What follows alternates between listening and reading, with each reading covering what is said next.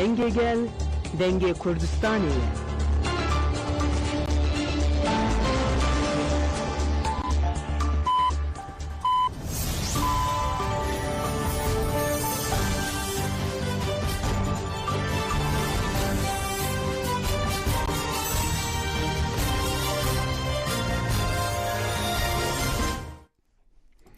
Jinavendan çiyan Radyo Denge gelden başkodarın heja îro haftehenin zanê îro hevdehê Sibatê 2025 duşemli Brükselê saat 8 li Amedê de. Ev nûçeyên serê pêşkêş bikin demdem azadiya rêbera poye.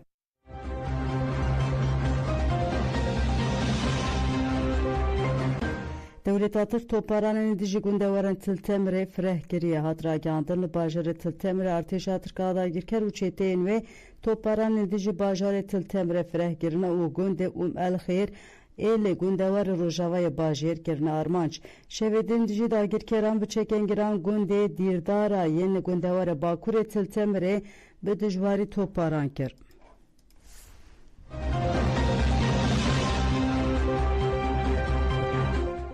Heyeta İmralıya Dem Parti bi serokê PDK Mesut Barzanî re hevdîtin kir.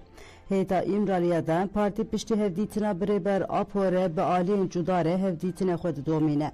Pêşniyaz û nêrînên rêbera Apo ji aliyan re radigihîne. Heyetê herî dawî li Hewlêrê bi serokê PDK Mesut Barzanî re hevdîtin kir. Hevdîtin li Pîrmamê li ofîsa Mesut Barzanî bi qederê saetek û 45 daqiqe dewam kir. Ofîsa Mesut Barzanî daxuyaneke nivîskê weşand û diyar kir ku Mesut Barzanî ragihandiye ev ji bo pêvajoyê bigihîje encamê wê alîkarî û destekê bike. Piştî hevdîtinê waliyê Hewlêrê Ümit Xoşnav heyetê li Keleha Hewlêrê gerand. Hevserokê DPP keskin bayındır li vir bersiv da pirsen rojnamavanan. Bayındır da zanî ku wan peyam û silavên rêbera Apo jî Mesut Barzanî re ragihandine. Heyet ve îro jî bi Nêçîrvan Barzanî re wê hevdîtinê bike. Hejdê Sibatê jî wê bi serokê yenekê Bafıl Celal Tarabanî, Kubat Talabani û Şahnaz İbrahim Ahmed re hevdîtinê bike. Di nav van hevdîtinan de wê fikir û nêrînên rêbera Apo ji wan re bê ragihandin pêşniyazê wan werê wergirtin. Hêjayî Birxistirê heyeta İmraliyê herî dawî 22 Çileyê bi rêbera Apo re bi qederê 4 saatan hevdîtinê kiribû. Piştî hevdîtinên li Başûrê Kurdistanê heyet wê ji bo hevdîtina bi rêbera Apo re carekê din ser li maqamên dewleta Tirk bixe. Çanda ama îro em serdana berêz mêvanê Ümit Xoşnavin em gelek şanazin kêfxweşin em li Kurdistanê ne li Qeleha Kurdistanê ne nasîna dîroka mêjuya Qeleha Hewlêrê ji bo gelên Kurd ji bo gelê Kurdistanê tê çi watê em bi pêşengtiya kek Ümit me vê serdanê kir.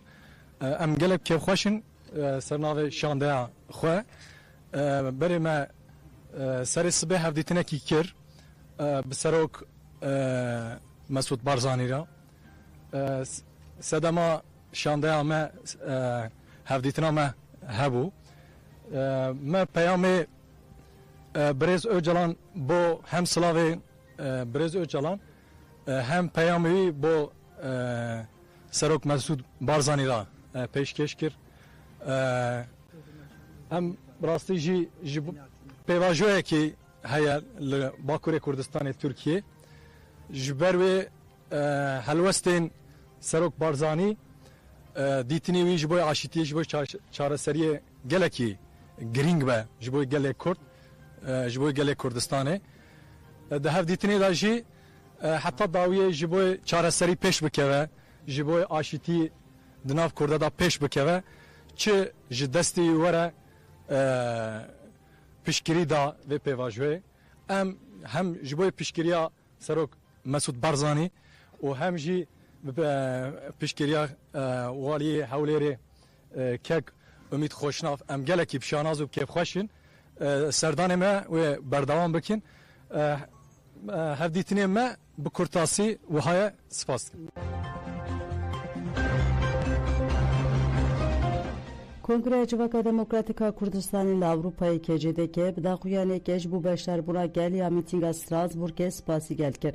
daxuyane KCDK'yi vuhaye geleme qad dagir û bi yek helwestê duruşma azadî ji rêber Aporê çareserî ji pirsgirêkira Kurd re qîriya. Rêber Aporê li ber aştî û çareseriya demokratîk vekil û bi ronahiya hêviyê mîtînga mezina Strasbourgê carekê di nîşan da ku gelê Kurd bi rengekî hevgirtî wê li ser rêya rêber Apo bimeşe. Bi 10,000 kesî li Strasbourgê gotin azadî ji rêber Aporê çareserî ji pirsgirêkira Kurd re dostên gelê Kurd jî qad dagirtin û piştî piştevaniya internasyonalîst di Astana Netewê de nîşanda. Li hemûn havêndan di meş û çalakiyan de gelên Ewropayê meşa azadiya gelê Kurd û têkoşîna wan silav kirin. Rojên ku pêvajiya komploya tariya ya 26 salan bê parçekirin û têkoşîna azadî û demokrasiyê bê bi serxistin nedûre. Em spasiya gelê xwe jin û ciwanan, meclis, federasyon sazî û herkesên bi birsiyarî rabûne dikin. Em di serî de şaredariya Strasbourgê ku derfetên meşê da û spasiya hemû xebatkar û saziyên wê yên peywendîdar dikin.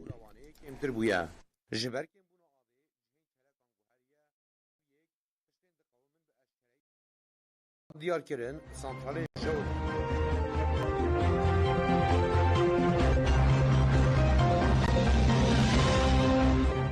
Li Wanê bi hezaran kes li dijî desteserkirina vîna gel derketin qadam. Li Wanê bi hezaran kes di çalakiya ku bi pêşengiya Dem Partî de hate darxistin de li dijî desteserkirina vînê meşiyan. Di meşê de hevserokên giştiya Dem Partiyê Tülay Hatîmoğullar û Tuncer Bakırhan jî di nav de gelek kes amade bûn. Girsê bi duruşmayan ber bi avaya Dem Partiyê ve meşiyan. Girsê dema gîş avaya partiyê polîsan avayê dohpêç kirin û neheştên kesên li hundur derkevin. Di navbera welatî û polîsan de gengeşe derket, piştî gengeşe girseyê barîkatên polîsan derbas kirin û ber bi taxan ve meşiyan meş li gelek taxên bajêr dewam kir, di tevaya çalakiyan de îşaret bi piştevanî û berxwedanê hat kirin.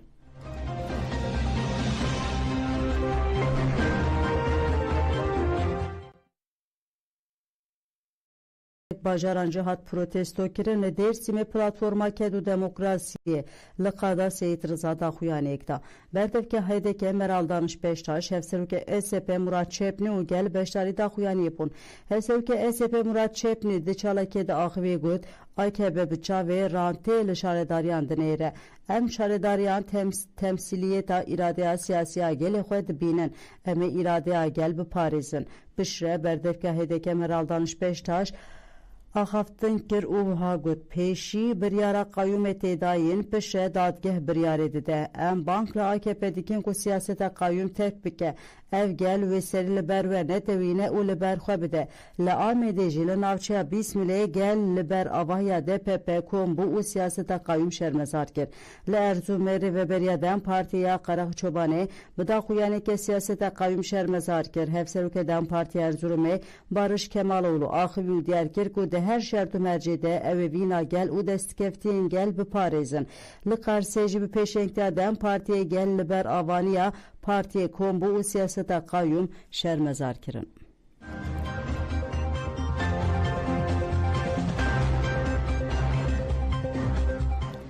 Li Parîsê faşîstan êrişî Astîtê kirin, ciwaneke bigiranî birîndar bû komeleya Astît ê ku dibin banê Konfederasyona Koçberên Bindest li Ewropayê avêkon de li paytexta Fransa Parîsê kar dike. Du êvarî rastî êrişa koma faşîst a neonazî ya Fransî Komvelîle hat kirin. Astît bi daxuyanekê êrîş şermezar kiri got armanca vê êrişê pêşîgirtina rêxistinbûna karkerên koçber û têkoşîna ciwanên antîkapitalîst û antîfaşîst e. Hevkarên ku duh li Parîsê şoreşgerên Kurd şehîd kirin, îro jî êrişî ciwanên şoreşger û saziyên wan Astîtê kirin. Polîsên Fransî di destwerdanê bûyerê de dereng man. Daxwaza me ew e ku êrişkar bên girtin û ji saziyên ku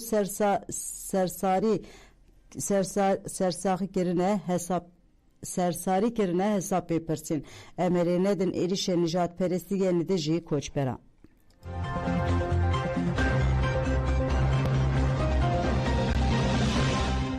لگری سپی جنازه ولاتی هاتی رواندن هات دیتن لگوری آگاین چاپکانی جباجارو که سولیکی دا گیرکری دا خویاند کو وان جنازه کسی بناوی محمد المجرد دا عربی آویال در دورا باجارو که دیتینه همان چاپکانی آن زمان کو محمد المجرد جهیلا پولیسین لشکریه دولت آترکا دا گیرکر و هات بوره واندن اولسر جنازه شوپین اشکنجه هنه دوه هفته دجی لهمان هرمه افجارا دویمین جنازه دیدن.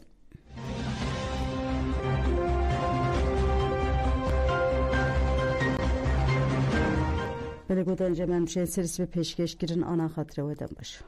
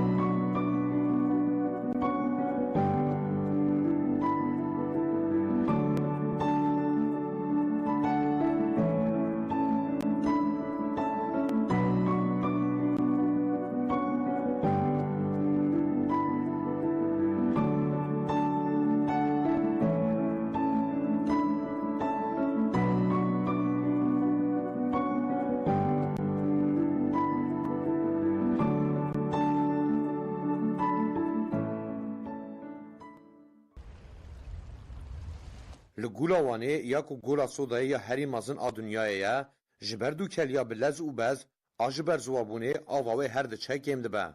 هر وها ده سالن داویده جبر کم بونا بارانه آوا گولا وانه کمتر بویه. جبر کم بونا آوه جهن کلک انگوهریه و او یک تشتین ده قومن به اشکری ده در.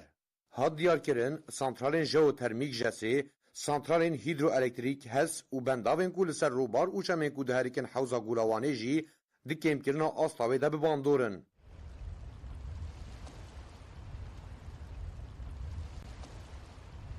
به هفکاریا دولت و سازین تایبت، زیلان، بنداوا قوچ köprü، هسن نافچه شاخ یاوانه و نافچه بگیری یاوانه باندورکرین سرکنه. دوان سالین داویده و کشین آوا گول زیده بویه و هر چند تنه مهک جداوی از زبستان رمایه جی لگور سالین بوری ای زالبرف کن باریایه و او یک بویه جهن فکارین مزن کو و گوراوانه بلستر و کشه.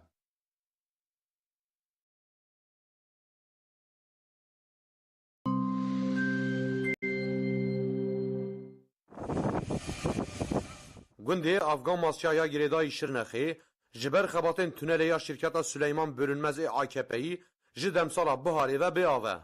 شرکتا برونمز انرژی یا کو آیدی پارلمانتری بری AKP سلیمان برونمزه لشرنخی یلکانن کمران وکریه. شرکتا برونمز نیزی ساله که یا لچیای جودی یا شرنخی تونله ودیکه. جبر خباتن کانن کمری و تونله خوزایا هرمی ویراند به و زرارک مازند ده ولاتیان. شرکتا برونمز پشتی البرگوند افغان ماسیا دست به وکرنا تونلی کر جبر تقاندنا دینامیتان گلک آواهای انشین ینگون زرار دیتن و سونداجا آویا گوندیان جی زرار دید. جبر وی که آوا گوند قطبویه. جبر قطبوینا آوه گوند افغان ماسیا نیزی ساله که یا به آوه. شینی ینگوند که ام بوان را آخوین آنین زمان کو وان گلک جاران داخوازنامه جوالیتی اشتر نخیره شاندنه لی تاوی وی که جی پرسکره که وان آوه نهاتیه چاره سر کرن. ولاتیان دست نشان کرن کو جبر تونه بونا آوه گلک زور و زحمتیان دجین. جنشته جهن گوند خانجر گرنگن دیار کر کو جبر تونه بونا آوه او گلک زحمتیان دجین او وها گود. لور کانا کومره چه کرنه. ناوا گوند هر تم توز و دومانا کومره. نها جی دست به چکینا تونلی کرنه. پشتی دست به کار تونلی کرن جبر تقاندنا دینامیتان آوا مجی قد بو. ما بیر ودا بون. دبیر آمده آب نمایه. جبر تونه بونا آوه ام نکارم فیکی بچینن و عرضی خواه آو بدن. ام جبو دابین کرنا پیدویا خواه آوه به عربه آن آوه جدروه گونتینن. ام گلک زحمتیان دجین. داخوازا ما اوکو پرسکریک آمه آوه چاره سر ببه. ینکو پرین وان هنه جخوره تانگرین آوه دیکرن. لی ینکو پرین وان تونه نه زوره دجین. جبهاره و آوه ما تونه یه. ام نکارن سوارین خواجی آو بدن. مدا خوازنامه دا لی انجام تونه یه. جبر کومره Fêkiyên ku em diçînin jî qirêj dibin. Bila ji vê yekê re jî çareseriyekê bibînin ku gundê me qirêj nebe. Bütün avı ko berden o cuo da o şu av bedereldiler. Welatiyê İsa Cavlaq jî anî ziman ku ji ber teqandina dînamîtan xaniyên wan jî zerar dîtiye û got. Piştî ku ji bo tunelê vekin li vir dînamît teqandin sondaja me jî xerab bû. Ji ber wê ava me tune ye. Me gelek daxwazname dan walîtiyê. Lê me encam negirt. Ji ber tunebûna avê em gelek zehmetiyan dikişînin. Gotin em ê bi tankeran avê bidin we. Lê nedan. Em bi derfetên xwe avê dikişînin gund. Em dixwazin vê tunelê bigirin. Ev saleke ku dest bi projeyên tunelê kirine. Piştî li vir dînamît teqandin, ava bîrên me jî miçiqî. Şirketa bölünmez piştî li vir kana kumrê vekir, niha jî tunelê li vir çê dike. Kana kumrê û vekirina tunelê zirareke mezin dide gundiyan. Daxwaznameyên me bê encamman. İsa Cavlaq bilêv kir ku çêkirina tunelê ya di nava gunde xetereyan ava dike û wiha axivî. Di nava gunde tunelê çê dikin. Dema li vir dînamîtan diteqînin, xaniyên me jî zirarê dibînin. Xaniyan zirareke mezin girt. Ji me re gotin em ê avê ji we re bînin. Lê av neanîn. Daxwaza me ew e ku vê tunelê bigirin û pirskirêka avê çareser bikin.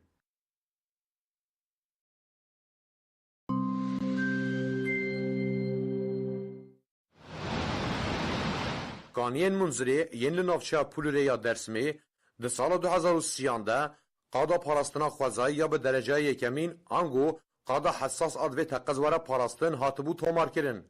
Lêbelê Wezareta Hawirdûr Bajarvanî û Guherîna Avhewayê di 28 Tîrmeha 2023 de biryarek da û kaniyên Munzirê weke qada parastin a xwezayî ya di dereceya duyemîn de diyar kir. Şaxa Yekîtiya Endezyar û Avahîsaziyên Tirk a Dêrsimê jî ji bo betalkirina biryarê Wezaretê li Dadgeha Îdareya ya Erzinganê doz vekir. Di çarçoveya dozê de yekê mijdara 2024 de li herêmê keşf hate kirin. Rapora têkildarî kefşê hêj nehatiye parvekirin. Bi biryarnameya ser û komariyê re kaniyên Munzirê careke din weke qada parastina xwezayî ya di dereceya yekemîn de hate ragihandin. Biryar di rojnameya fermî de hate weşandin.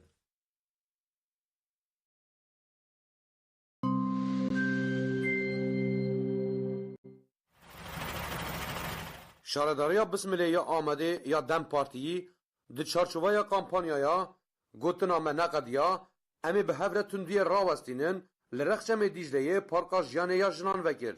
Park ji hêra Müdüriyeta Xizmeta Jin û Malbatê li ser 5 dönüm erd hate çêkirin. Jinan li parkê darçandin. Azadî, jin, jiyan, azadî, jin, jiyan. Hev şaredara Bismilê Mizgîn Ekîn di vekirina parkê de axivî û diyar kir ku dê li parka jiyanê ya jinan bîrdariyek ku mafê jiyanê temsîl dike bê çêkirin û balkîşand li ser komkujiyên ku di salên dawî de li ser jinan tên kirin. Mizgîn Ekîn diyar kir ku wan bi jinan re daristana jinan ava kirine û wiha got. Ji bo bîr ayna jinên ku mafê jiyanê ji destê wan hatin girtin û hatin qetilkirin me îro li vir bi jinan re darçandin. Em ê tekuşîna xwe bidomînin.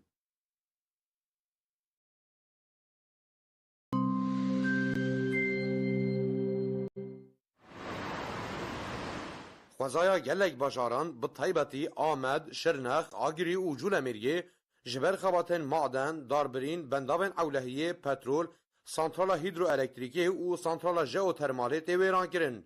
Li herêmên ku wêrankirina xwezayê lê tê kirin, mirov neçar dimînin ku koç bikin. Ji Komeleya Ekolojiyê ya Amedê Necdet Sezgîn diyar kir ku teqrîbata ekolojîk xwedî paşxaneyeke dîrokî, birdozî û aborî ye. Necdet Sezgîn got pêk ayna sîstemên dewletê yên divan sê aliyan de bi taybetî di pêvajiyên pevçûnan de zirareke mezin dide mirovan û ekosîstemê. Vegerandina vê zirarê hema bêje nemimkün e. Di vî warî de em li dijî her cüre şerin. Bu kırımın sebeplerinin de mutlaka yine devletli sistemler tarafında. Necdet Sezgîn işaret bu yekê kir ku pêvajoya pevçûnan zirareke mezin daye erdnîgariya Kurdistanê û got.